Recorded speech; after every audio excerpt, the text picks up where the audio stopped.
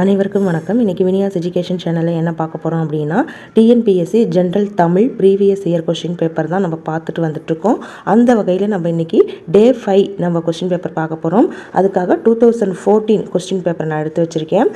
Okay, இது வந்து group 4 question. இது வந்து என்னது, குரூப் 4 கொஸ்டின். ஓகே, வாங்க நம்ம பார்க்கலாம். ஃபஸ்ட்டு கொஸ்டின் பாருங்கள். கண்ணகி எனும் சொல்லின் பொருள் என்ன அப்படின்னு கேட்டிருக்காங்க.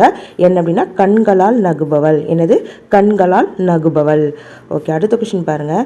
பகுதி 1 பகுதி 2 பொறுத்து சொல்லியிருக்காங்க. குறிஞ்சி அப்படிங்கிறது எதுக்கு மேட்ச் ஆகும் அப்படின்னா, கிழங்ககழ்தல். என்னது, கிழங்ககல். ஏன்னா மலையும் சார்ந்த பகுதி தானே, அங்கே கிழங்கு வந்து அதிகமாக விளையும். ஸோ வந்து அதை பேஸ் பண்ணி நம்ம மேட்ச் பண்ணிடலாம். முல்லை அப்படிங்கிறது என்ன வரும் அப்படின்னா, வரகு விதைத்தல். என்னது, வரகு விதைத்தல். அங்கே வந்து முல்லைனா காடு பகுதியில் வரகு வந்து நல்லா வரும்.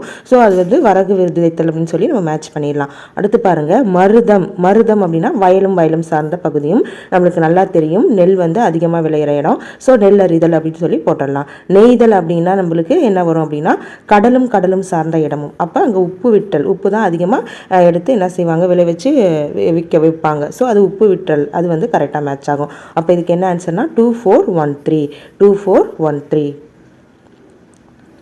அடுத்த கொஸ்டின் பாருங்க. வண்ணம், வடிவம், அளவு, சுவை என இந்த 4ம் எதனோடு தொடர்புடையதுன்னு கேட்குறாங்க. இது வந்து பண்பு தொகையோடு தொடர்புடையது. இதை பேஸ் பண்ணி வந்து பண்பு தொகை வந்து வரும் அப்படின்னு சொல்லுவாங்க. இப்போ செம்மை அப்படின்னு சொல்லுவோம் இல்லையா, செம்மை, கருமை. ஸோ வண்ணம் பேஸ் பண்ணி, வடிவம் பேஸ் பண்ணி, அளவு பேஸ் பண்ணி, சுவை பேஸ் பண்ணி இதெல்லாம் வந்துச்சுன்னா அதை வந்து பண்பு தொகை அப்படின்னு வந்து சொல்லுவோம். ஓகே, அடுத்து பார்க்கலாம். வெண்டலை விரவிய கலிவெண்பாவால் பாடப்படுவது எது அப்படின்னா, தூது இலக்கியம் தான் வெண்டலை விரவிய கலிவெண்பாவால் பாடப்படுவது. அடுத்து ஒரு மேட்ச் கொடுத்துருக்காங்க.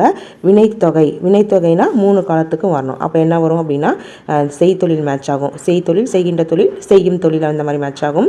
உவமை தொகை அப்படின்னா உவமை வந்து முன்னாடி வரணும். அப்போ இதுக்கு மதிமுகம் மேட்ச் ஆகும். மதி போன்ற முகம், அந்த போன்ற மறைந்து வரனால அதை தொகை அப்படின்னு சொல்லுவோம்.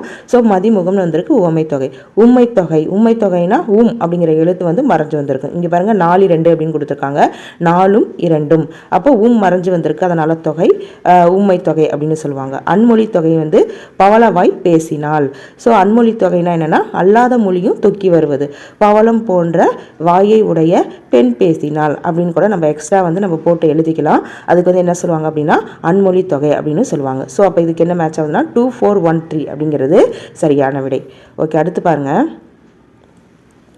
அவன் உழவன் என்பதன் இலக்கண குறிப்பு தேர்கன்னு கொடுத்துருக்காங்க. இதுக்கு என்ன ஆன்சர் அப்படின்னா, குறிப்பு வினைமுற்று. அதாவது ஃபர்ஸ்ட் தெரிநிலை வினைமுற்றுனா என்னன்னா, செய்பவன், கருவி, நிலம், செயல், காலம், செய்பொருள், இது 6ஐயும் வெளிப்படையாக காட்டுச்சு அப்படின்னா அது தெரிநிலை வினைமுற்றுன்னு சொல்லுவாங்க. இதை வந்து குறிப்பால் உணர்த்துச்சு அப்படின்னா வந்து என்னன்னா, அது வந்து குறிப்பு வினைமுற்று அப்படின்னு சொல்லுவாங்க. இதை பண்பையும் உணர்த்தி வரும் அப்படின்னு சொல்லுவாங்க. ஸோ அவன் உழவன் அப்படிங்கிறது என்னன்னா குறிப்பு வினைமுற்று. ஓகே, அடுத்து பாருங்க. பிழையற்ற வாக்கியத்தை கூறுக அப்படின்னு சொல்லி கேட்டிருக்காங்க. வயலில் மாடுகள் மேய்ந்தது அப்படின்னு இருக்கு. இதை பார்க்குறப்பே நம்மளுக்கு தெரியுது இது தவறுன்னு. வயலில் மாடுகள் மேய்ஞ்சது, இதுலேயும் பாருங்க இது தவறாக பொருந்திருக்கு. இந்த 2லேயும் தான் நம்மளுக்கு டவுட் வரும். ஸோ இது வந்து பாருங்க, இங்கே வந்து வயலில் மாடுகள் மேய்ந்தன, இது சரியான விடையா, வயலில் மாடுகள் மேய்ந்தது இது சரியான விடையா அப்படிங்கிறதுல நம்மளுக்கு டவுட் வரும். இது எப்படி நம்ம கண்டுபிடிக்கிறது அப்படின்னா, இங்கே பன்மை வந்திருக்கு பாருங்க. பன்மை வந்திருந்தது அப்படின்னா நான் வரணும் கடைசியில். ஒருமை வந்தது அப்படின்னா தான் தூ வரணும். ஸோ இங்கே ஒருமை வராமல் பன்மை வந்திருக்கு. வயலில் மாடு மேய்ந்ததுன்னா அது வந்து சரியாக இருந்திருக்கும். இங்கே மாடுகள்னு பன்மை கொடுத்துருக்காங்க. அப்போ இதுதான் ஆப்ஷன் சி தான் சரியான விடை. ஓகே, அடுத்த கொஸ்டின் பார்க்கலாம். பெயர் சொல்லின் வகை அறிதல். நடிகன் அப்படிங்கிற அந்த நடித்தல் அப்படிங்கிற தொழிலை பேஸ் பண்ணி வந்த நேமு, அதனால அது என்ன சொல்லுவாங்க அப்படின்னா தொழிற்பெயர் அப்படின்னு சொல்லுவாங்க. ஓகே, அடுத்து பாருங்க. பொன்னியிடம் தேன்மொழி தான் மறுநாள் மதுரைக்கு செல்வதாக கூறினாள். எவ்வகை தொடர்னு கேட்டிருக்காங்க. இது வந்து அயர்கூற்று. நேர்கூற்றுனா நம்மளுக்கு தெரியும், அதில் வந்து மேற்கோள் குறி இதெல்லாம் இருக்கும். டைரெக்டாக பேசுகிற மாட்டம் இருக்கும், அதுவும் நம்மளுக்கு கண்டுபிடிச்சிடலாம்.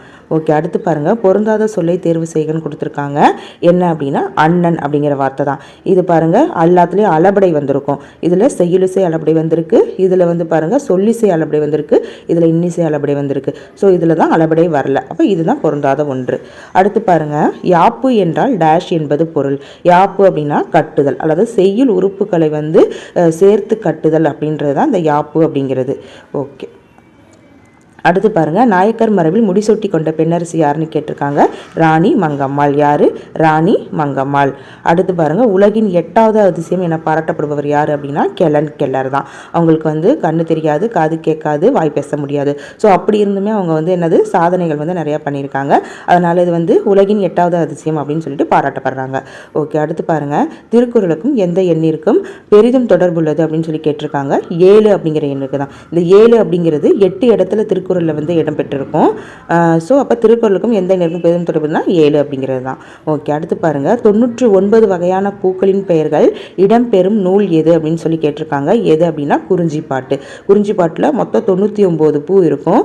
உவேசா அவர்களுக்கு வந்து முதல்ல வந்து 96 பூக்களுடைய பெயர்கள் கொண்ட ஓலைச்சுவடி தான் கிடைச்சிருக்கும். மீதி 3 பூக்களுடைய அந்த ஓலைச்சுவடி கிடைக்காது. ஸோ அதை வந்து அவர் கஷ்டப்பட்டு கண்டுபிடிச்சு தொகுப்பார் குறிஞ்சிப்பாட்டை. அப்போ வந்து குறிஞ்சிப்பாட்டில் 99 பூவை தொகுத்து நம்மளுக்கு கொடுத்துருப்பாரு. ஸோ அதனால் தமிழ் தாத்தா அப்படின்னு கூட உவேசா அவர்களை வந்து சொல்லுவோம். இங்கே என்ன கேட்டிருக்காங்க அப்படின்னா 99 வகையான பூக்களின் பெயர்கள் வந்து எதில் இடம்பெற்றிருக்குன்னு கேட்டிருக்காங்க. அது வந்து பாருங்கள், குறிஞ்சிப்பாட்டு அப்படிங்கிற நூலில் தான் இடம்பெற்றிருக்கு. ஓகே, அடுத்து பாருங்கள், மனித நாகரிகத்தின் தொட்டில் என அழைக்கப்படுவது எது அப்படின்னு கேட்டிருக்காங்க. லெமூரியா கண்டம். இது வந்து இப்போ கடற்கோளால் வந்து அழிஞ்சு போயிடுச்சு. ஸோ இதை பற்றின ஒரு டீட்டெயில்ஸ் வந்து சிலப்பதிகாரத்தில் கூட இருக்கும். இந்த கண்டத்தில் தான் ஆறு, அந்த மலைகள் இதெல்லாம் இருந்தது அப்படிங்கிற ஒரு எவிடன்ஸ் வந்து சிலப்பதிகாரத்தில் வந்து ஒரு செய்யுள் மூலமாக நம்மளுக்கு சொல்லியிருப்பாங்க. பக்ருலி ஆற்றுடன் பன்மலை அடுக்கத்து அப்படிங்கிற ஒரு லைன் இருக்கும் சிலப்பதிகாரத்தில். ஸோ அந்த லைனை வச்சு நம்ம வந்து இந்த கண்டம் இருக்குது அப்படின்றத கூட நம்ம தெரிஞ்சுக்கலாம். இதுதான் வந்து மனித நாகரிகத்தின் தொட்டில் அப்படின்னு சொல்லி அழைப்பாங்க. ஓகே, அடுத்து பாருங்கள், குமரகுருபரர் எழுதாத நூல் எது அப்படின்னு சொல்லி கேட்டிருக்காங்க. திருச்செந்தூர் முருகன் பிள்ளை தமிழ் அப்படிங்கிற நூலை தான் அவர் வந்து எழுதலை. இப்போ மற்றதை பாருங்கள், கந்தர் கல்வெண்பா எழுதியிருக்காரு, மதுரை களம்பகம் எழுதியிருக்காரு, நீதிநெறி விளக்கம் எழுதியிருக்காரு. ஸோ இவர் வந்து முருக பக்தர்ன்றனால இந்த திருச்செந்தூர் இதில் வந்து நம்மளுக்கு கன்ஃபியூஸ் பண்ணி விட்டுருக்காங்க. இது என்னன்னு பார்த்து வச்சுக்கோங்க நீங்கள். அடுத்து பாருங்கள், தாயுமானவர் நினைவு இல்லம் எந்த மாவட்டத்தில் உள்ளது அப்படின்னு சொல்லி கேட்டிருக்காங்க.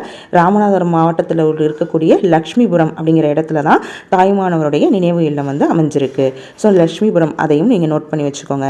தமிழகத்தின் வேர்ட்ஸ்வர்த் என்று புகழப்படுபவர் யார் அப்படின்னு சொல்லி கேட்டிருக்காங்க. யார் அப்படின்னா வாணிதாசன். வாணிதாசன் தான் பாரதிதாசனுடைய மாணவர் அப்படின்னு சொல்லுவாங்க. வாணிதாசன் வந்து பாரதிதாசன் தான் படித்தவர். ஓகே, அடுத்து பாருங்கள், குளிர்பதன பெட்டியில் பயன்படுத்தப்படும் டேஷ் உயிர்வழி படலத்தை சிதைப்பதில் பெரும் பங்கு வகிக்கிறதுன்னு சொல்கிறாங்க. எது அப்படின்னா இந்த குளோரோ ஃப்ளூரோ கார்பன். இதுதான் வந்து இந்த உயிர்வழி படலம், அதாவது இப்போ ஓசோன் படலம் சொல்லுவாங்க இல்லையா, அதுதான் உயிர்வழி படலம்.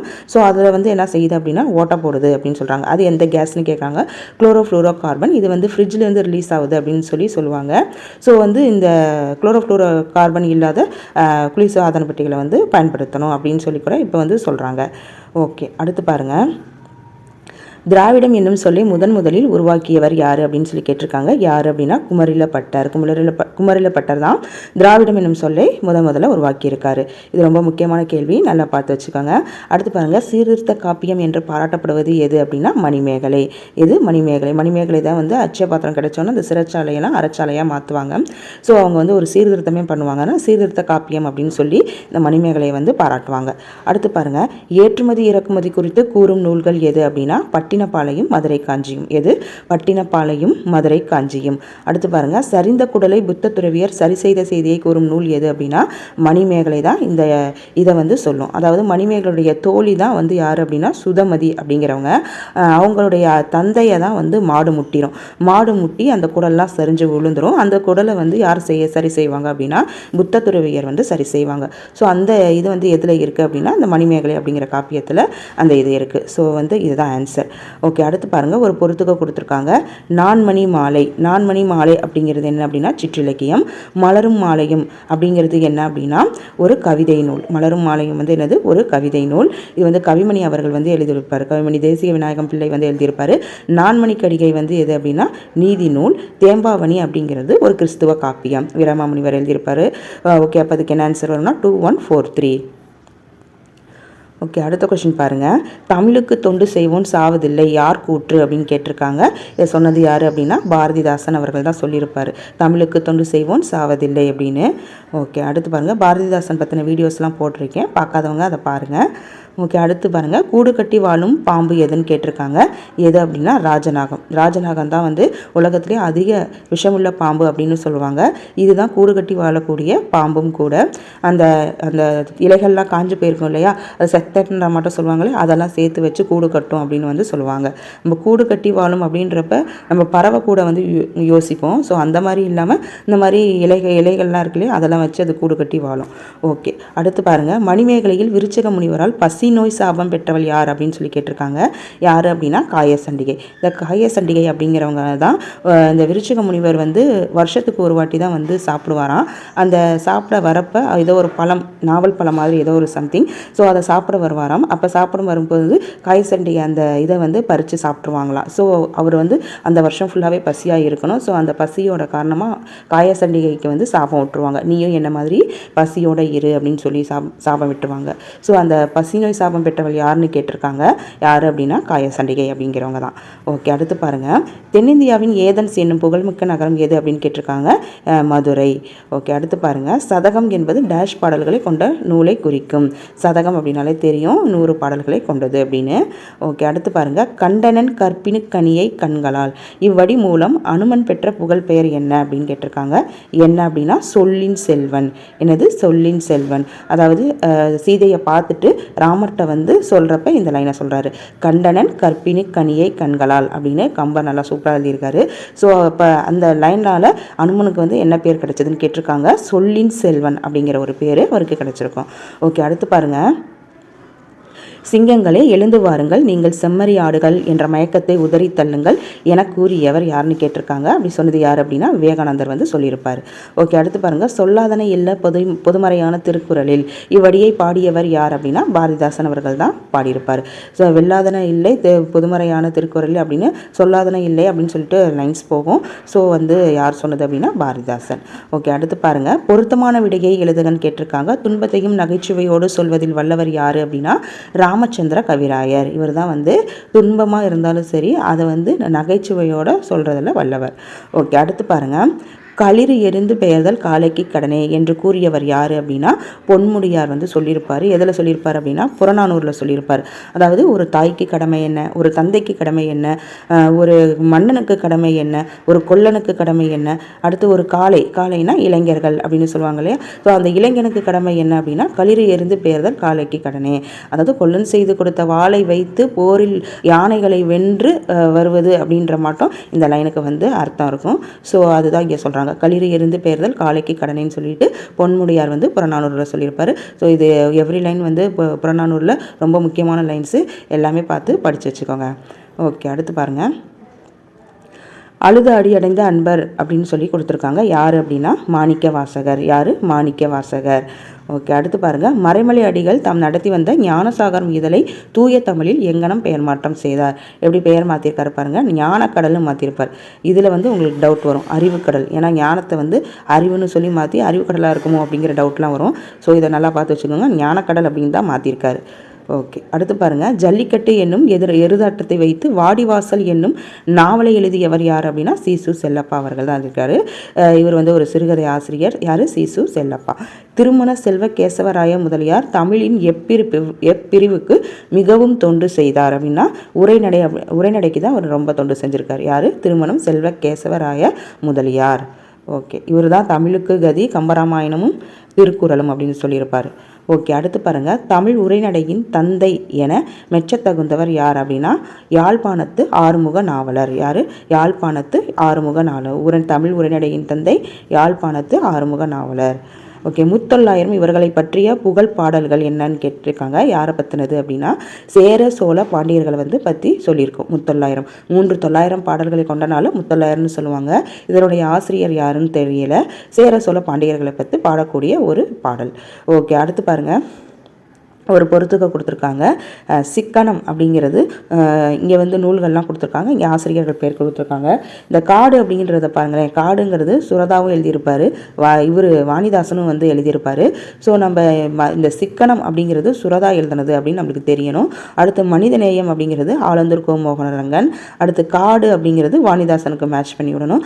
வேலைகள் அல்ல வேள்விகளே அப்படிங்கிறது தாராபாரதி எழுதியிருப்பார். ஓகே, இப்படி வந்து நம்ம மேட்ச் பண்ணோம். அப்போ சரியான விடை என்ன?